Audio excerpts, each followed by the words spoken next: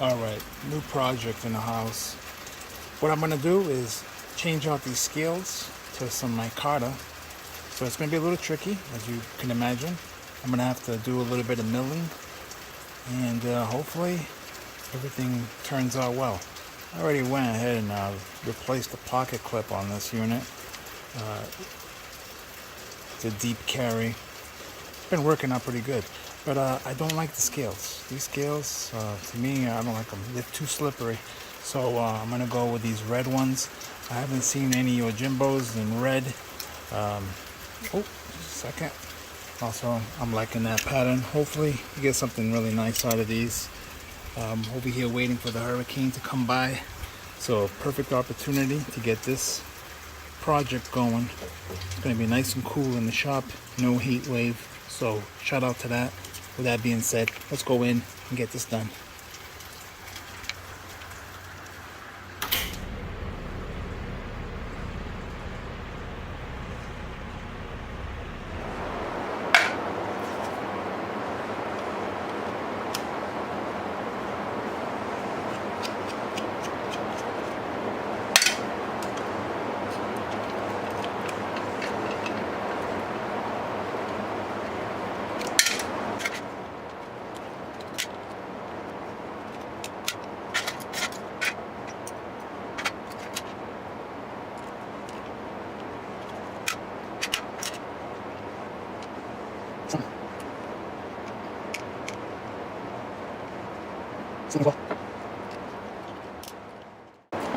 All that time I thought it was a recording. Guess what? It wasn't. I was just explaining to myself that after tracing out this line, which was the scale, that I'm going to start drilling some holes and using hardware to keep this anchored down. So then, when I'm done with those holes, I can go ahead and take this, place it into here with the holes, and then I can go ahead and trace where I want to mill out. So as you can see, there's two layers here. This is the initial layer for the liner lock, and then the lock itself, it needs a relief cut, and it's further in, and it's here as long as the release lever. Okay, making this very thin here. I can break through, but that's okay because look how thick I'm going. And what I'm going to do is work my way in later by grinding all this. A lot more work, but hey, this way I know it'll be safe. I'm limited to certain tools around here, so I have to do what I got to do. Okay.